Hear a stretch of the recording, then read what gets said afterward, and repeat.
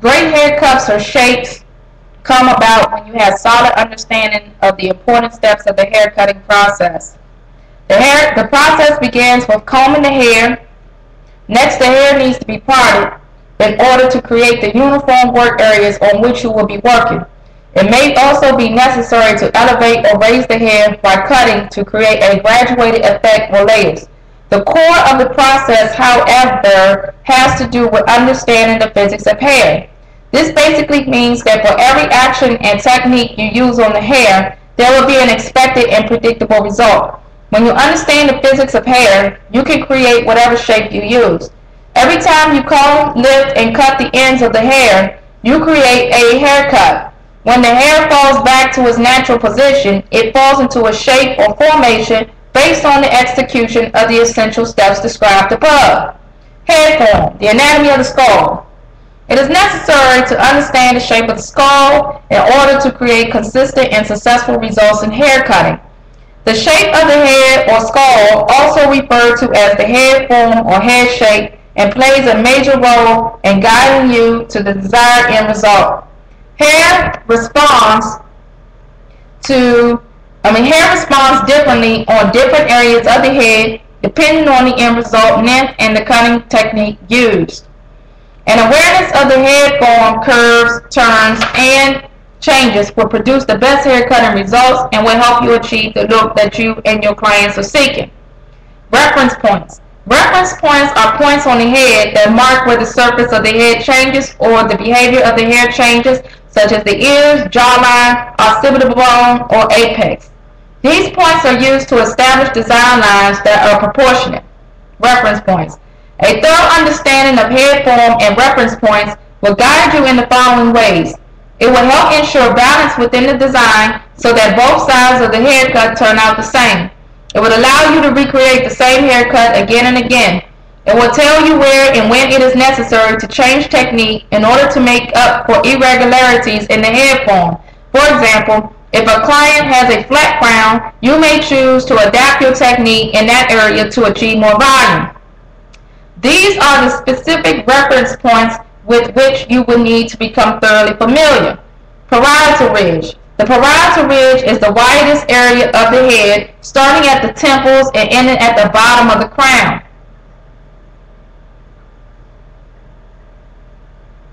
Bam! Okay? This area is easily found by placing a comb flat on the head at the sides. Where the head starts to curve away from the comb is the parietal ridge. This is also referred to as the crest area. The occipital bone. The bone that protrudes at the base of the skull is the occipital bone. To find the occipital bone, simply feel the skull or place a comb flat against the nape area and observe where the comb leaves the head. The apex.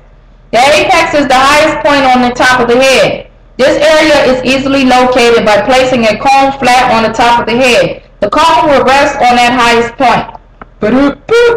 Right here. The occipital bone is like right here. And four corners. The four corners may be located in two different ways. Place two combs flat against the side and back. Locate the back corner at the point where the two combs meet. Or make two diagonal lines crossing the apex of the head. Okay? And pointing directly to the front and back corners. So you got one corner here, you got one corner, you got one corner, you got one corner, and you got one corner. You will not necessarily use every reference point for every haircut, but it is important to know where they are. The location of the four corners, for example, signals a change in shape of the head from flat to round and vice versa. This change in the surface can have a significant point on the outcome of the haircut. For example, the two front corners represents the widest points in the fringe, bangs. For example, the two front corners represents the widest points in the fringe, bang area. Cutting past these points can cause the fringe to end up on the sides of the haircut once it's dry, creating an undesirable result. It's right here.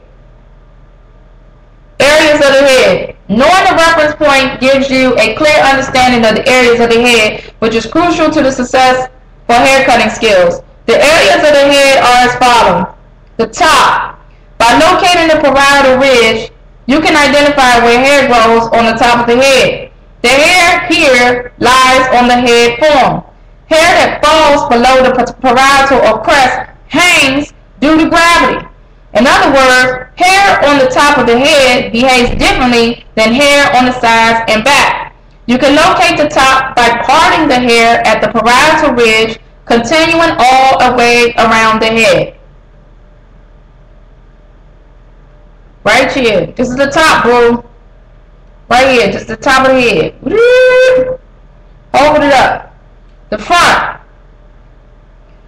By making a parting or drawing a line from the apex to the back of the ear, you can separate the hair that falls naturally in front of the ear from the hair that falls naturally behind the ear. Everything that falls in the front of the ear is considered the front.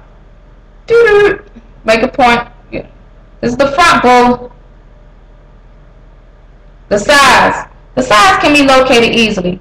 They include all hair from the back of the ear forward.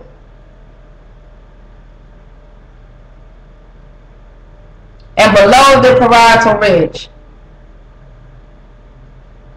Right here.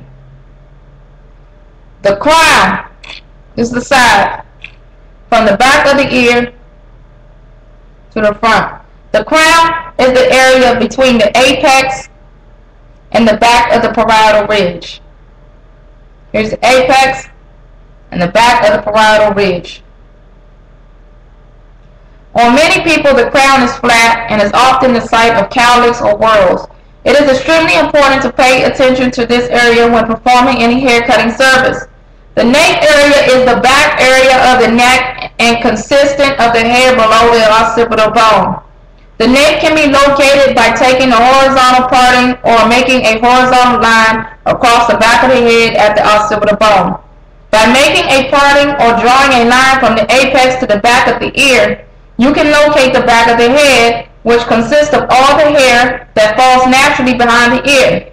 In essence, once you have identified the front, you have identified the back.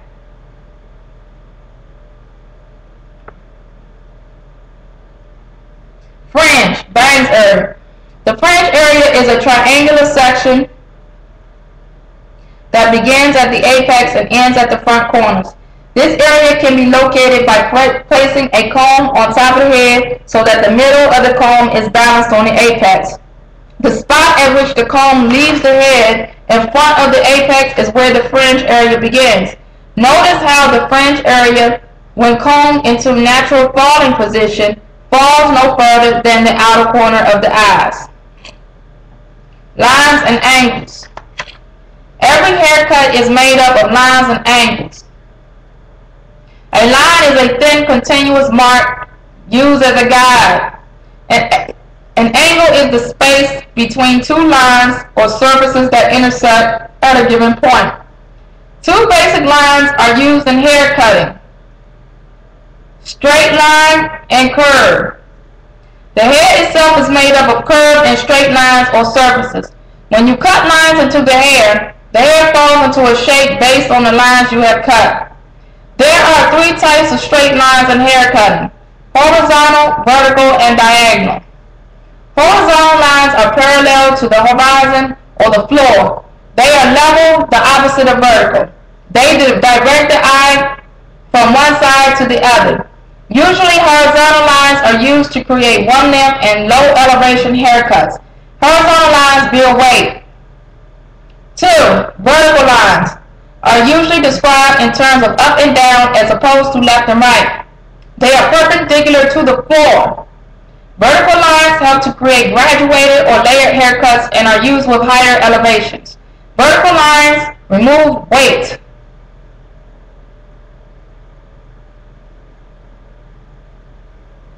Diagonal lines are lines between horizontal and vertical.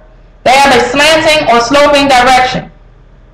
Diagonal lines are used to create beveling, a technique for creating fullness in a haircut by cutting the ends of the hair at a slight taper. Diagonal lines can be used to create stacking and to blend long layers to short layers. Oh my god, like wow, what the fuck am I getting into? Okay, what the fuck? Okay, I got it. Horizontal lines lines, vertical lines, diagonal lines. Okay? Angles are extremely important element in creating a strong foundation and consistency in hair cutting. Although this is a basic geometry, it is important to hair cutting because this is how shapes are created. Angles are particularly important in two instances, elevation and cutting lines. Wow. Elevation. The hair is parted into uniform working areas called sections for control during hair cutting. Each section is further divided into smaller parts called subsections. A part or parting is the line dividing the hair to the scalp that separates one section of hair from another or creates subsections. The angle or degree at which a subsection of hair is held or elevated from the head when cutting is called elevation. Elevation is an action that occurs when you lift a subsection of hair above 0 degrees. It is sometimes referred to as projection or simply lifting the hair. Elevation creates graduation in layers and is usually described in degrees. In a blunt or one-length haircut, there is no elevation, 0 degrees. If a haircut is not one length, you can be sure that elevation was used. Once you understand the effects of elevation, you can create any shape you desire. When a client brings in a picture of a haircut she would like, you should be able to examine the picture and determine which elevation was used, as well as the cutting line. A firm grasp of the principle of elevation will eliminate guesswork and will point you towards complete artistic freedom in coming up with new and innovative haircuts. The most commonly used elevation are 45 and 90 degrees. A general rule of thumb is the more you elevate the hair, the more graduation you create. When you elevate the hair below 90 degrees, you are building weight. When you elevate the hair at 90 degrees or higher, you begin to remove weight or layer the hair. The length to which you cut the hair also affects the end result. The weight of the hair when it is longer often makes it appear heavier or less layered due to gravity. On the other hand, curly hair shrinks when it dries, so you usually use less elevation than on straighter textures or leave the hair a bit longer. Cutting line. The cutting line is the angle at which the fingers are held when cutting, and ultimately the line that is cut. It is also known as finger angle, finger position, cutting angle, and shears angle. This angle creates the end result shape. The angle can be described in a few different ways: horizontal, vertical, or diagonal, or by using degrees. Guideline, sometimes called a guide. In a section of hair that determines the length, the hair will be cut. Located either at the perimeter, outer line, or the interior, inner, or internal part of the cut.